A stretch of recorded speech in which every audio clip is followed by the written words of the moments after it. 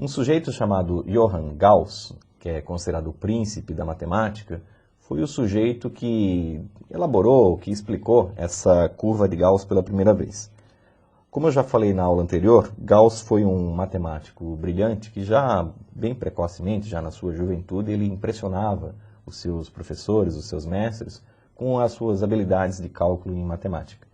Gauss ele fez um estudo, pegando uma quantidade grande de pessoas, uma amostra grande de pessoas, e verificou que as medidas quantitativas, as medidas numéricas, as numéricas contínuas, como por exemplo peso, altura, né? Aquelas medidas onde a gente pode transformar em números fracionários, como uma pessoa tem 1,75 m, ou peso de 67,3 kg. Né? Essas medidas numéricas contínuas, elas podem ser dispostas numa distribuição de frequência dentro de um plano cartesiano e chamada curva normal. Então, como funciona essa curva normal? A gente tem um eixo x, considerado o eixo das abscissas, onde se coloca uma variável de estudo, pode ser, por exemplo, o peso ou altura, uma variável numérica, e um eixo y, onde nós colocamos as frequências, né? A quantidade de pessoas referente a cada uma das medidas que está sendo mensurada. Então, essa é a distribuição estatística mais utilizada nos cálculos estatísticos. Na aula passada, quando discutimos a questão da inferência pelo intervalo de confiança, se utilizou a curva normal para fazer as inferências, tanto é que o valor de z, aquele 1,96, é tirado dessa curva normal. As variáveis analisadas em pesquisas socioeconômicas correspondem a uma distribuição normal. Essa curva ela é sempre simétrica. Por que simétrica? Porque se nós observarmos, o lado de cada curva é exatamente igual ao lado oposto. Os dois lados são exatamente iguais, ou seja, metade dos valores são situados do lado esquerdo, metade dos valores são situados do lado direito. Por isso ela é simétrica. Essa curva também tem uma forma de sino, ela lembra um sino, ela tem um aspecto que lembra um sino. E a outra característica da curva normal é que a localização da média, da moda e da mediana coincidem, elas assumem o mesmo valor. Veja que está localizada aqui, ó, no centro do conjunto de dados. Média, moda, mediana ficam localizados no eixo das abscissas, sempre no ponto central. Para explicar melhor o funcionamento dessa curva normal, eu tenho que adotar uma medida qualquer no eixo x. Por exemplo, a altura de estudantes. Se eu pego aqui no eixo x e coloco a altura das pessoas em metros, e eu adoto como média um determinado valor, por exemplo, 1,70 m, eu vejo que existem pessoas acima de 1,70 m, como 1,80 m, 1,90 m e 2 metros de altura. E as frequências dessas pessoas mais altas é menor. Ó. Com 1,80 m eu tenho uma frequência menor, com 1,90 m uma frequência menor ainda, ou seja, uma quantidade menor de pessoas. Com 2 metros de altura, já é difícil encontrar na população pessoas extremamente altas, mas elas existem. Com 2,10 metros, menos ainda, se torna mais raro. Né? Apenas jogadores de basquete, alguns jogadores de vôlei, a gente acaba encontrando com essas alturas. Do mesmo modo, no lado oposto, com 1,70 m, que é a média, eu encontro uma grande quantidade de pessoas. Com 1,60 m, uma frequência menor, 1,50 m, 1,40 m, e vai diminuindo a frequência. Com 1,30 m, já fica muito difícil encontrar adultos com essa altura. Seriam pessoas já consideradas anãs. Né? Então, é mais extremo, é um dado mais raro dentro da população. Esses valores muito extremos, os que estão acima de 2 metros e abaixo de 1,30 m, 1,40 m, são considerados extremos da curva, os outliers, né? A gente coloca o nome em inglês, outliers. Seriam considerados fora do padrão, são dados extremos. Outras características da curva normal. Ela é descrita sempre pela média e pelo desvio padrão. Então, na aula que vocês estão tendo agora, para fazer qualquer cálculo com essa distribuição de probabilidades, com a distribuição normal, é de praxe que se tenha um conhecimento prévio da média e do desvio padrão, porque a curva normal é descrita por essas duas medidas. Basta observar que a média me indica o centro da curva. O ponto mais alto da curva está na localização exatamente da média. E o desvio padrão vai me indicar o grau de abertura dessa curva, se ela é mais aberta ou mais fechada. Se a curva for mais aberta, ela tem um desvio padrão maior. Se ela for mais fechada, ela tem um desvio padrão menor. A maioria das inferências são feitas com base na curva normal, principalmente na área de gestão, na área de ciências sociais. Então, todas as transposições de dados, de amostras para populações, são feitas baseadas nessa distribuição, na distribuição normal. A curva de Gauss, ou curva normal, então ela é simétrica, como nós vimos, ela é unimodal, tem apenas uma única moda, que seria localizada no ponto mais alto da curva, transpondo para o eixo x, que coincide com a média e com a mediana, e tem uma forma de sino. A última característica da curva é que ela é chamada de uma curva assintótica em relação ao eixo x. O que significa dizer que a curva é assintótica? Assintótica é exatamente isso aqui, ó. Ela vai da média, vai caindo em relação ao menos infinito, vai se aproximando do eixo x, mas nunca o toca. Do mesmo modo, nos valores acima da média, ela vai caindo em relação ao eixo x, a frequência vai diminuindo, mas nunca toca o eixo x. Então ela vai do menos infinito ao mais infinito, sem nunca tocar o eixo das abscissas, o eixo x. Aqui eu tenho a apresentação de um desenho, né, da curva normal.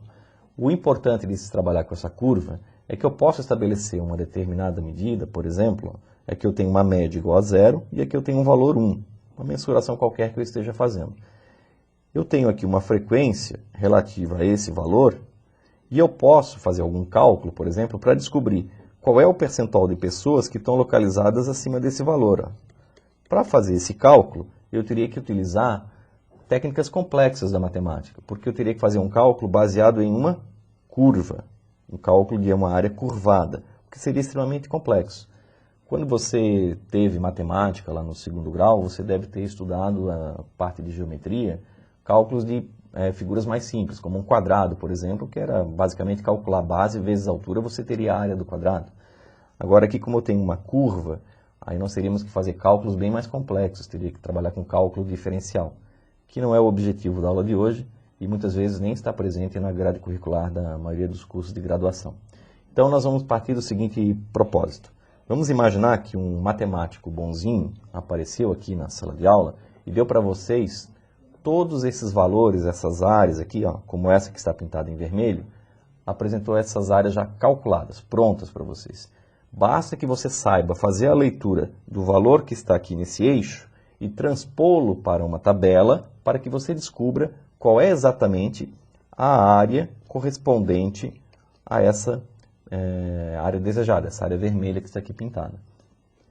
É importante lembrar que se eu quero descobrir, por exemplo, a proporção de pessoas que está acima desse valor, eu vou calcular a área vermelha. Se eu quero achar a proporção de pessoas que está abaixo desse valor, eu vou calcular essa área aqui, ó, a área branca. Por um cálculo simples, né, pela teoria dos conjuntos, né, se na minha tabela aparece a área vermelha, digamos que essa área vermelha seja 5% das pessoas, eu consigo descobrir que a área branca representa 95%. Porque a totalidade das pessoas está dentro da curva normal.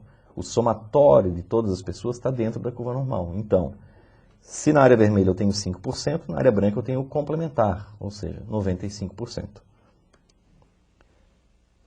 Aqui eu apresento uma distribuição normal, uma distribuição de probabilidades com as áreas já calculadas, que podem ser retiradas nessa tabela Z, nessa tabela de valores já pré-calculados.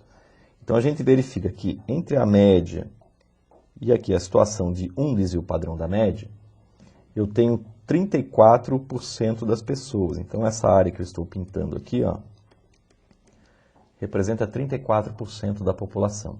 O que significa isso? Vamos pegar um exemplo para ficar mais claro. No eixo X, eu estou estudando a altura de estudantes em metros. Se a média representa 170 centímetros, ou seja, 1,70 m, e o desvio padrão é de 10 centímetros, um desvio padrão acima da média representa as pessoas com 1,80 m.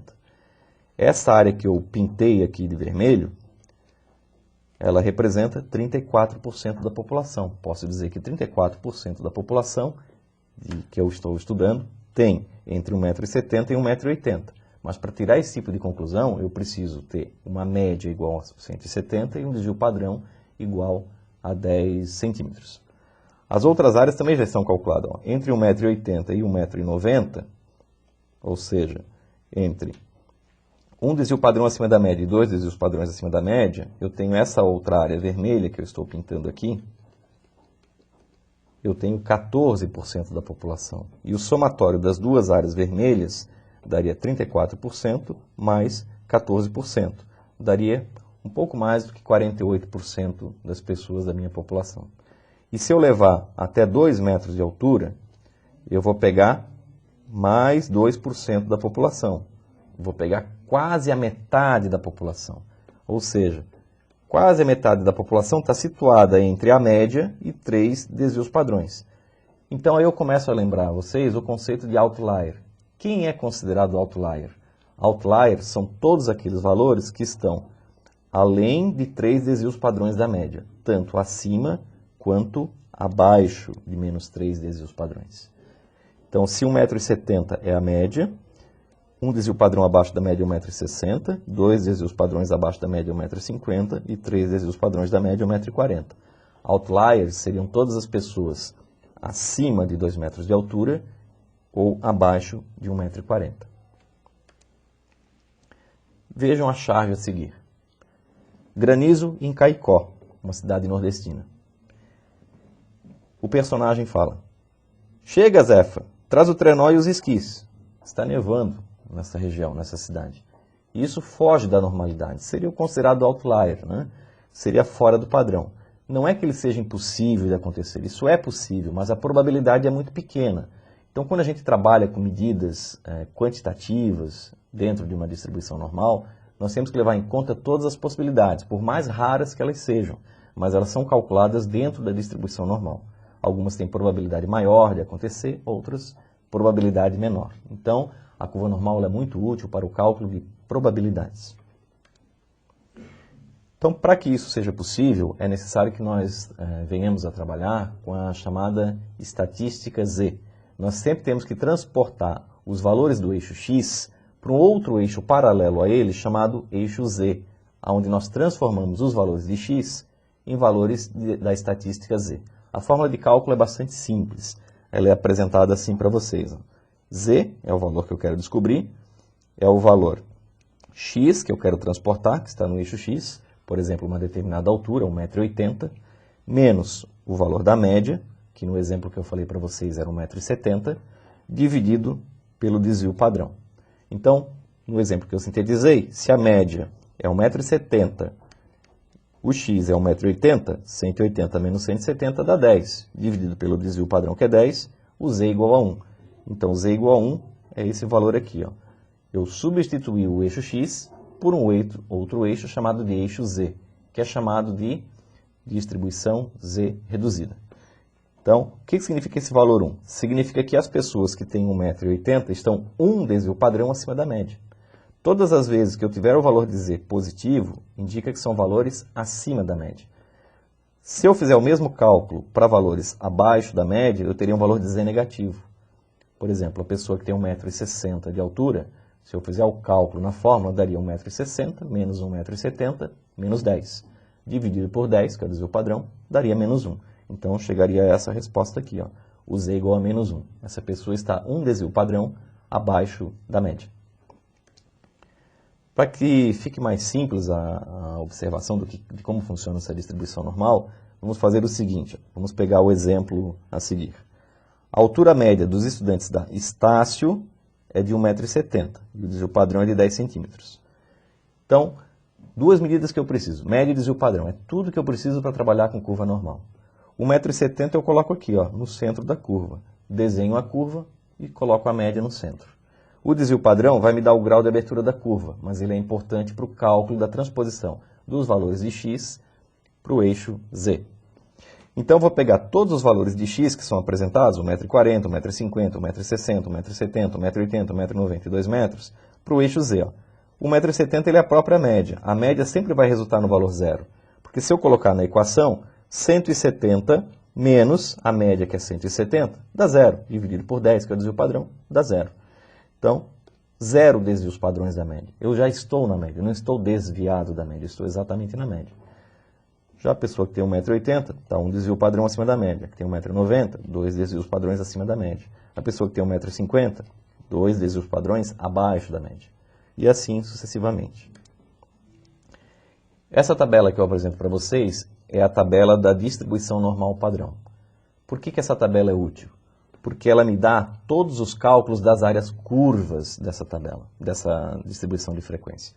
Vejam que ela tem um desenho aqui na sua parte superior, que eu estou pintando aqui de vermelho. Seria a cauda da distribuição normal. Então essa área pintada em vermelho é a área já calculada por esse matemático que elaborou essa tabela. Então, por exemplo, se eu descobrir o valor de Z, que está exposto aqui, e levar esse valor de Z para esta tabela, vai me dar exatamente o valor dessa área calculada. Essa tabela vocês podem obter, para quem ainda não a tem, pode obter no seguinte site. É um site que eu utilizo em sala de aula, eu deixo disponível para os meus alunos, principalmente aqueles que estudam estatística, né? Ela está disponível no site www.profhubert, é o meu nome, né? .iolasite.com. Lá você pode baixar essa tabela para fazer os exercícios que são propostos no material didático que vocês receberam da Estácio. Os fascículos de livros impressos que vocês receberam para praticar os cálculos sobre distribuição normal. Então, a leitura dessa tabela funciona da seguinte forma. Digamos que eu calculei lá um valor de Z, estou estudando a altura dos estudantes aqui da Estácio, que tem altura média de 1,70 m, eles o padrão de 10 centímetros, e quero saber qual é a proporção de pessoas acima de uma determinada altura. Eu pego essa altura e transporto para a estatística Z com a forma que eu apresentei anteriormente. Digamos que dê o número 1,15. 1,15 é esse valor de Z aqui, ó. A proporção de pessoas acima é a área preta, aqui, ó, essa área que está pintada em preto aqui na tabela. Como é que eu vou achar esse valor na tabela? Ele é muito simples. Pego o valor de Z, 1,15, e olho aqui nessa coluna a primeira decimal de Z, 1,1, está aqui, ó. E vou pegar a segunda decimal na coluna, 0,05, 1,15. No cruzamento da linha com a coluna, vou fazer esse cruzamento e vou achar um determinado valor. Eu ampliei aqui para ficar mais fácil a visualização. Então, quando Z é 1,15, a área que apareceu, 0,1251. Esse valor não está em números percentuais. Só multiplicar por 100, você terá em números percentuais. Significa que essa área aqui, ó, tem 12,51% das pessoas da minha população. Então, com o cálculo de área, eu posso descobrir a proporção de pessoas que têm acima de uma altura, abaixo de uma altura, desde que eu conheça a média e o desvio padrão. Então, vamos ver a aplicação prática desse conhecimento, desses cálculos com a distribuição normal e com o uso da tabela Z e da distribuição Z reduzida. Então, aplicando o conhecimento. A idade média, a idade de um grupo de 20 pessoas, segue uma distribuição normal. A média de idade do grupo é 60 anos e o desvio padrão, 4 anos. Média e desvio padrão, é tudo que eu preciso. Qual é a probabilidade de uma pessoa possuir uma idade entre 60 e 69 anos? Então, para resolver um problema desse tipo, o primeiro passo é desenhar a curva normal. Desenho a curva normal, coloco a média situada na curva normal, coloco o limite superior, que é 69 anos, e pinto aqui, pintei de verde, a área que eu desejo calcular, que é exatamente a área compreendida entre 60 anos e 69. Vou fazer o cálculo da estatística Z para os dois valores. 60 anos está na média, o Z vale 0. 69 anos, transportado para a fórmula da estatística Z, vai me gerar um valor de 69, que é o valor de x, menos 60, que é a média, dividido por 4, que é o desvio padrão, gerou um Z igual a 2,25. O que significa isso? Significa que esta área branca aqui, ó, eu posso encontrar na tabela Z, a tabela que vocês podem baixar lá no meu site. Eu não vou ter a resposta do meu problema, eu vou ter a área branca, que no caso aqui, ó, eu estou pintando de azul, vai representar 1,22% das pessoas que eu estou estudando. Por analogia, a gente sabe que todas as pessoas estão dentro da curva normal. Logo, abaixo da média, eu tenho 50% das pessoas. Se aqui eu tenho 1,22% e aqui eu tenho 50%, a área verde é o quanto faltou para chegar em 100%, que aqui no caso é 48,78%. Então posso afirmar que 48,78% das pessoas estão situadas entre 60 e 69 anos de idade. Num segundo exemplo, eu vou considerar a nota média de uma avaliação de estatística com nota média 6 e desvio padrão 1,5. Quero saber qual o percentual de alunos que tirou nota acima de 8. Se eu tenho a média, tenho desvio padrão, posso aplicar a distribuição normal para descobrir o percentual de pessoas que têm nota acima de 8.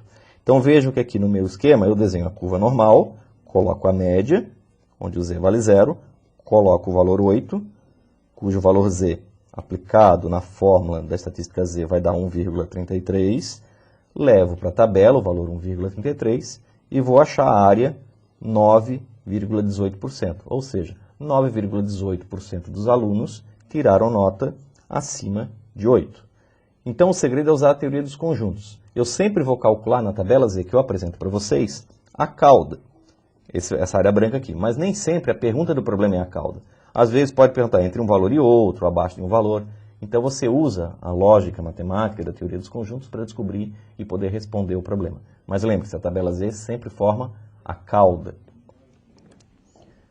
Como roteiro de cálculo, então, para resolver os problemas, os exercícios propostos no material didático de vocês, eu coloco o seguinte. Primeiro, desenhe a curva normal. Depois, identifique na curva que você desenhou a área desejada, o problema que você tem que estudar. Depois, calcule os valores da estatística Z. Transporte o valor de Z para a tabela para encontrar a área calculada. E, por último, interprete a sua resposta. Veja se você conseguiu responder à área que está sendo perguntada.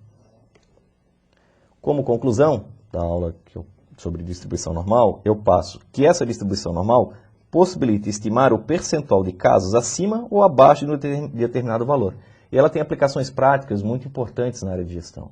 Por exemplo, eu posso estimar a probabilidade de um pneu de caminhão, numa empresa de faz fretes, por exemplo, durar mais de 70 mil quilômetros. Posso também estimar o percentual de funcionários que realizam uma tarefa abaixo de um determinado tempo ou acima de um determinado tempo, útil para a área de recursos humanos. Posso também estimar o percentual de peças produzidas abaixo de um padrão mínimo de qualidade, útil para a área de produção. Então a estatística tem várias aplicações e a distribuição normal ela é muito útil para ajudar a você, estudante, na resolução desse tipo de problema e equacionamento. Como sugestão, eu deixo para vocês um vídeo que vocês podem observar no YouTube, onde há a possibilidade de vocês desenharem a curva normal numa ferramenta estatística muito importante, muito útil, que é o Microsoft Excel. Por enquanto é só. Até a próxima aula. Um abraço a todos.